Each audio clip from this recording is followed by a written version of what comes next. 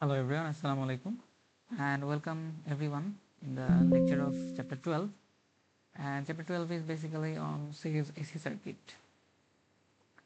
So in chapter 11 we have discussed about AC circuits that contains resistance only, and then pure inductance only, and pure capacitance only. But this time we are combining two or more elements in series, and we are connecting the series circuit to AC voltage supply. The first topic is to open one RL series AC circuit. So if we draw the circuit here, just 1 minute, this is the circuit. So here a resistor and inductor connected in series like this. So previously we have discussed about impedance. If you remember that impedance is a complex quantity, has some real part and has some imaginary part, and this imaginary part can be of two types. One is inductive, that is denoted by XL, and capacitive, it is denoted by XC. Okay, so here in this circuit an inductor is connected. So what will be the impedance? Z, it is R plus JXL. Only inductor exists in the circuit. And as impedance is a complex quantity, just we are denoting by a bold symbol, and if we take the modulus, then we are getting the magnitude of the impedance, that is R square plus XL square. Now as this series circuit, only one current is flowing through this circuit. So if we write the expression of current in vector form or phasor form, then we can write the supply voltage or source voltage divided by the impedance. So usually we take the source voltage as an expression of Vm sin omega t. So in phasor form we can write Vm angle of 0. So this is Vm angle of 0, and one thing that we have written the expression of the modulus of impedance, but what will be the argument of the complex number? That is tan inverse XL divided by R.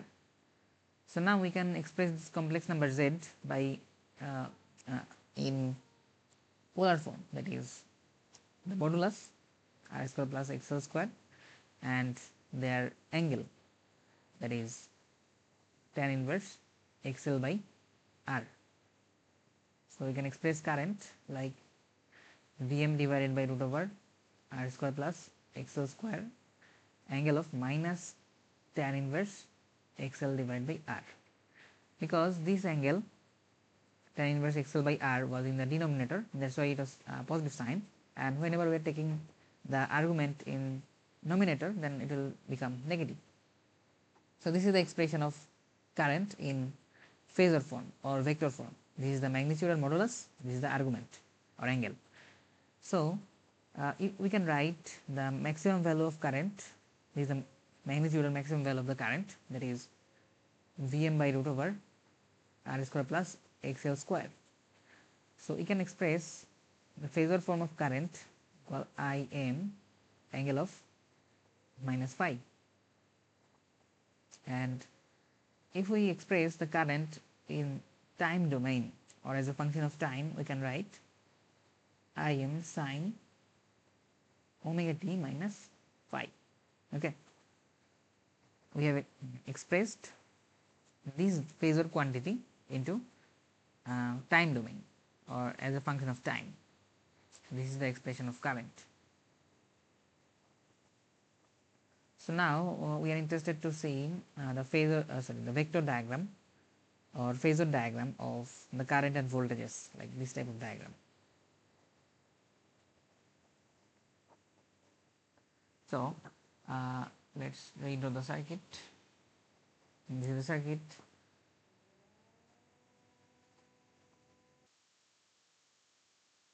So in this circuit, at first we need to write the equation of KVL.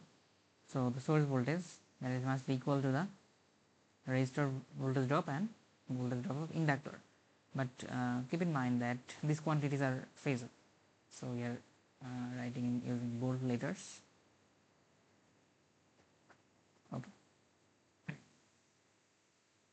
So we can write voltage drop of resistor, that is VR equal I into R. Current I is flowing through the resistor, so the voltage drop of VR, that should be I into R, but we are in phasor quantity. And the voltage drop of inductor VL, that is, this is the voltage drop of inductor, I into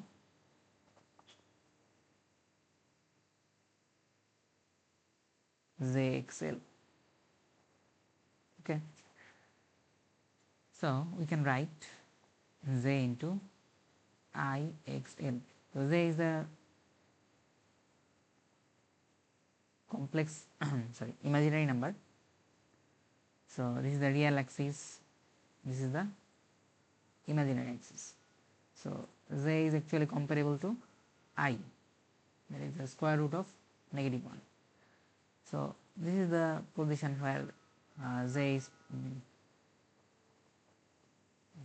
this coordinate is Z. This point is denoted by Z. So J has an angle of 90 degree. So we can write J equal 1 angle of 90. So we can replace here 1 angle of 90 into I into XL. Okay. So as you can see, the voltage drop of the resistor VR, that is I into R. R is a scalar number, I is a vector quantity or phasor quantity, so VR is also a phasor quantity. So if we place the current like this is the current, then the voltage drop VR is I into a scalar quantity. So VR will look like this. They are directed in the same direction because this is a vector, this is a scalar. So VR is a scaled version of I. So they should be in same direction. Now, so if this is VR, let's say this is VR, and now we will talk about VL. So VL, that is I into XL, but there is another angle that is 90 degree. So I is a complex number or vector quantity and XL is a scalar quantity, but they are multiplied with one angle of 90 degree. So the voltage of the inductor should be 90 degree with the direction of current. So let's say this is the direction of current. So the voltage of the inductor should be perpendicular on it. So that means the voltage of the inductor should also be perpendicular on the voltage of resistor VR. This is the inductor voltage drop VL. So now this is one vector, the voltage drop of resistor, another vector, voltage drop of inductor. Now if we look at the equation of KVL, this is the first vector, this is the second vector. So if we take the summation of these two vectors, we are getting the source voltage, and obviously this is a vector summation. So in vector summation we know that the summation of two vectors that can be directed by a line that is starting at the first vector and ending at the last point of the second vector, like this. So this point is the starting of first vector and this point is the ending of the second vector. So if we join these two points by a line, this denotes the vector summation, that is V or source voltage. Okay. And now the question is, what will be the angle? This angle. This angle will also be phi. I will show you this phi because let's say phi equal tan inverse perpendicular divided by base. So perpendicular is VL, this is the perpendicular, and base is VR. So we can write VL equal IR, and sorry, I have made a mistake. VL equal IXL. So we are now concerned about only the length, not the direction, because we have already obtained the direction here, and we are considering only the length here. Okay. So what will be the length? The length will be the modulus. That is, if we take the modulus here, we are getting the modulus of current, the modulus, and this is a scalar quantity. So I into XL divided by VR, that is I into R. So I and I are cancelling out each other, and we are obtaining tan inverse XL by R. So can you remember what was tan inverse XL by R? This is the angle phi, tan inverse XL by R. So if we draw an angle that is called impedance angle, this is the real part, Jx, this is the imaginary part, and this is the resultant vector Z, and this angle was phi. Phi was denoted by tan inverse XL by R in this triangle. So this is called impedance triangle, and if we draw the vector form of the voltage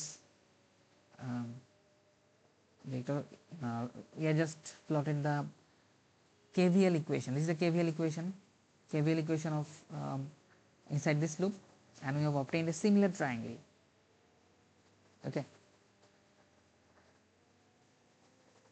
So now, so we have already learned about this triangle, and this is the magnitude of the voltage. So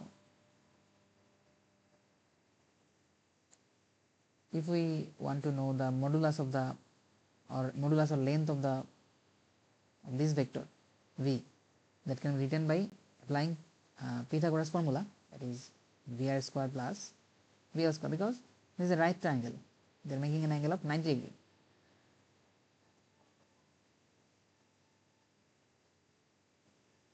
Okay, and this is the modulus of current we have said earlier, V divided by root over R square plus XL square. This is the maximum value or modulus of current.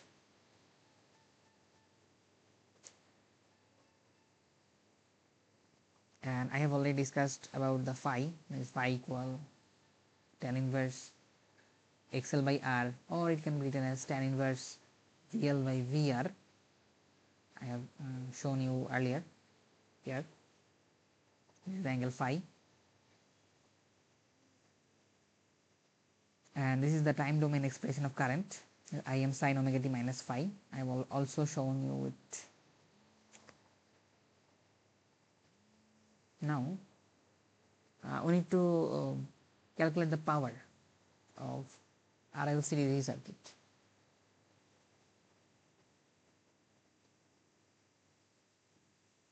So at first we are writing the expression of instantaneous power as a function of time, that is Vt into It.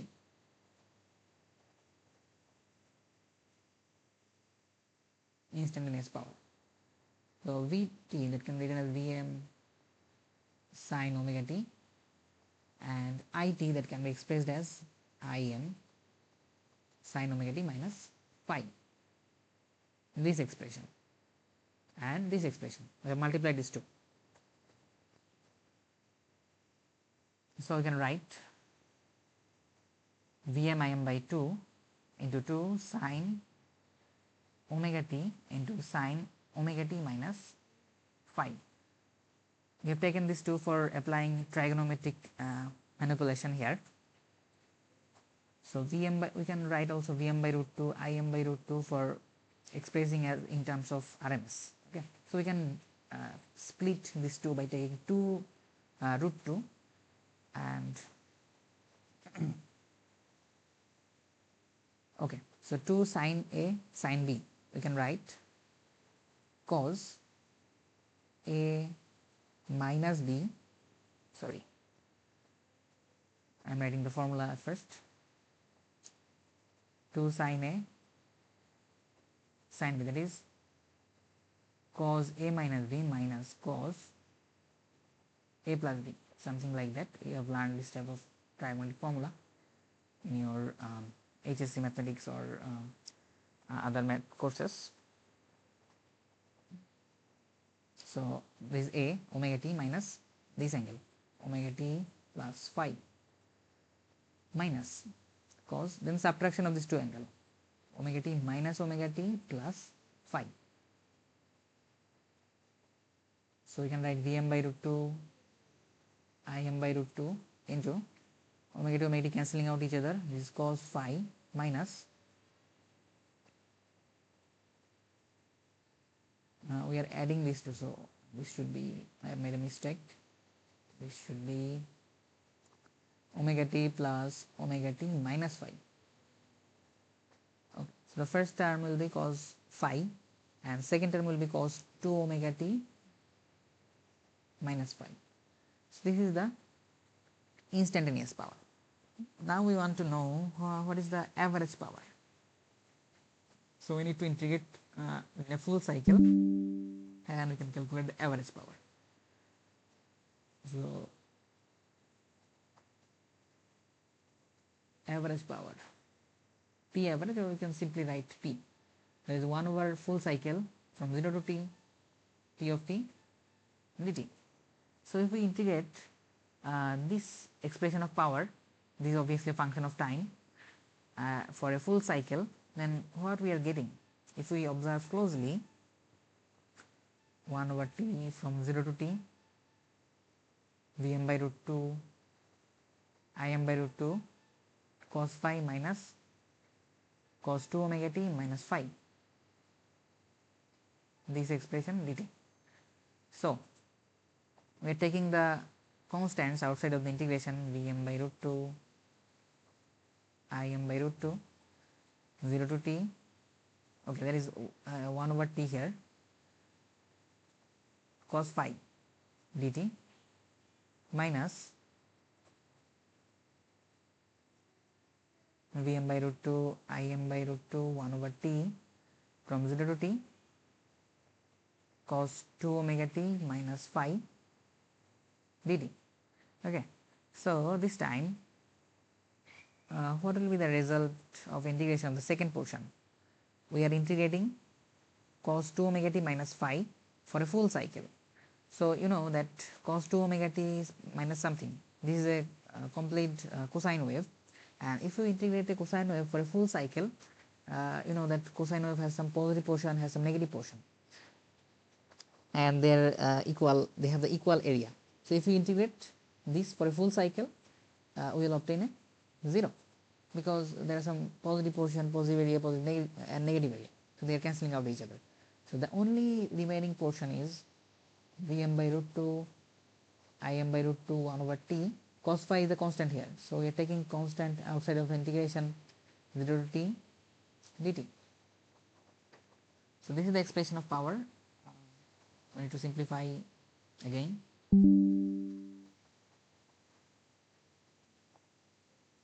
So Vm by root 2 Im by root 2 into 1 over t cos theta, and if you integrate t, we are getting t 0 to t. So this t and this t will be cancelling out each other, and we are obtaining p, that is Vm by root 2 Im by root 2 cos theta, or simply we can write there is a Vrms Irms into cos theta.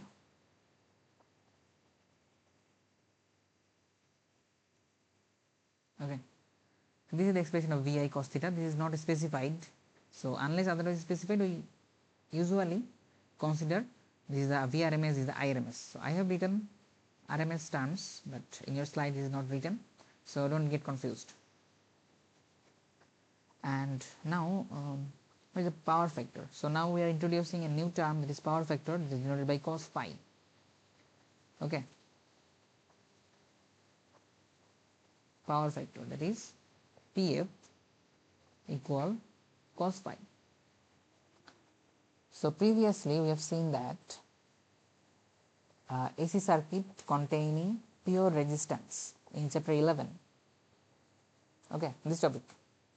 So we have seen that the power or average power, that is Vrms into Irms, there is no cos phi terms or something, because this is a purely resistive load or pure resistance. Okay, and for power of the inductor or inductance, that was 0. Average power is 0 for inductor, and average power of capacitor was also 0. I have shown you. But now we are discussing about RL circuit. There is resistance, there is a inductance. So the power factor term is important here, and there are some significance of power factor mentioned in your slide. So one thing. So impedance triangle. So we have already discussed about the impedance triangle, the real part in the x-axis and imaginary part in the y-axis, and this is the resultant vector, and this can be there is similar diagram by applying KVL. There is a VR, there is a VL, and the resultant vector, that is the source voltage.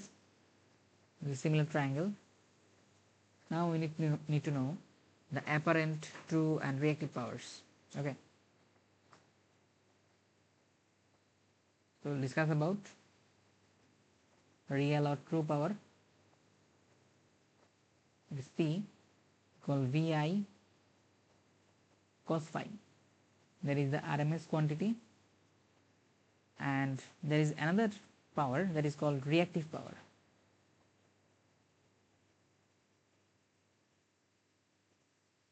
Vrms, Irms, sin phi. So this is so if we consider a vector that has two components. Let's say this is a vector m. So this is the m cos phi, this is the phi, and this is sine component or y component, that is m sin phi. Similarly, we can consider P as the real power, that is along the x-axis, that is Vrms, Irms, cos phi, and we are considering the Q in the y component, or that is Vrms, Irms, sin phi. Then what will be the vector?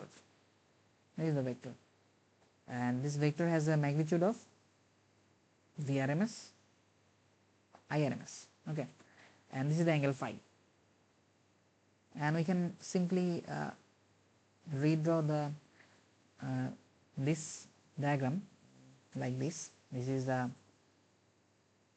Vrms, Irms. This is also okay. So there is another quantity, that is apparent power, denoted by S. Apparent power, that is denoted by S. S is the formula of Vrms, Irms, and another term, that is complex power.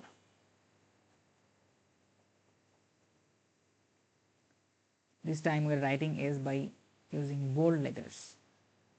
Complex power, that is P plus J into Q.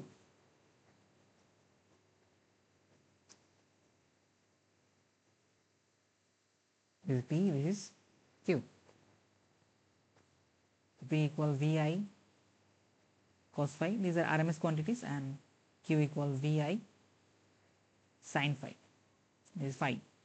So we have just shifted this vector from here to here. If we shift this vector, then we are getting this diagram. Okay.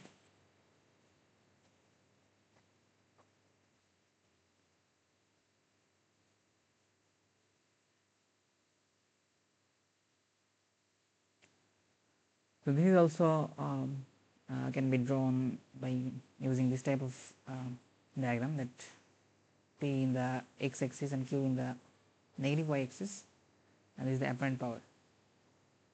So why this type of form? Because if you look closely,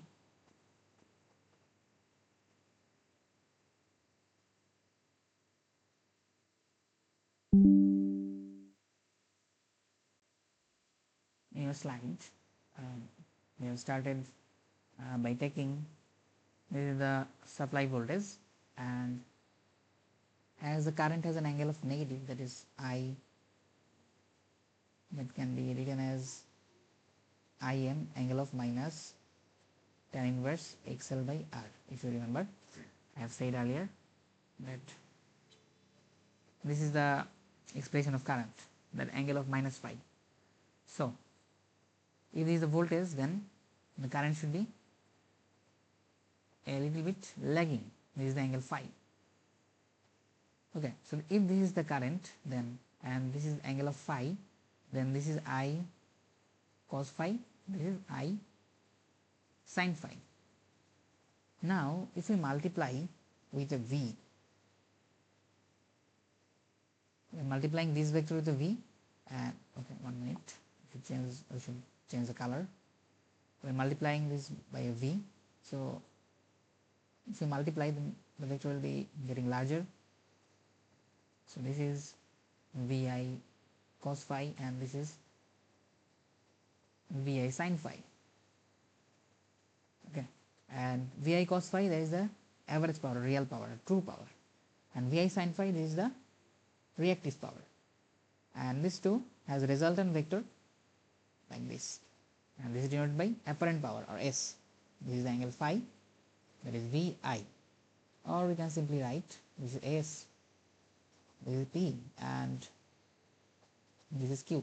Okay, we are just shifting this vector from here to here. Okay,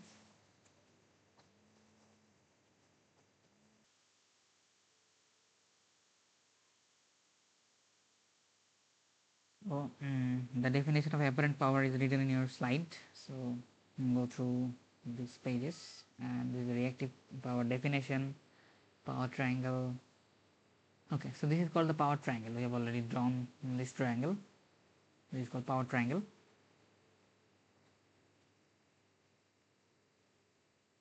So this is also a right triangle. So if you take P square plus Q square, we are getting S square, apparent power square. This is the formula.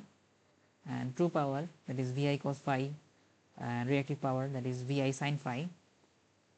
Now definition of power factor. So we can define power factor by different ways, like power factor, that is cos phi. Phi is the angle difference between voltage and current. So how it is written? So this voltage has an angle of 0 here. Voltage has an angle of 0, but current has an angle of minus phi. So voltage and current has an angular difference of phi. That's why we can write the cos phi, cosine of the angle difference between voltage and current. Also we can define power factor by using the impedance triangle. This is phi, this is R, this is X, L. So, and this is Z. So we can take cos phi equal R divided by Z, base divided by hypotenuse of this triangle. And again we can take the formula of power factor, that is PF equal cos phi, from the power triangle, that is cos phi equal base by hypotenuse. Hypotenuse is S. Okay, so we can define power factor by using different method.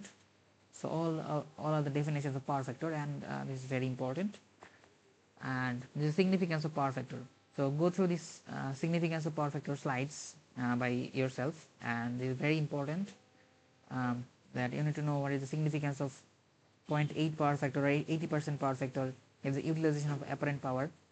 Okay, and what is the significance of 50% power factor, or 0.5 power factor, that is 50% utilization of apparent power, because we can write P equal S cos phi. So if the cos phi or power factor is 50%, then we can write S into 50%. So real power, that is 50% of the apparent power. If the power factor is 80%, then we can tell that the real power is 80% of apparent power. Okay. Now there is an example that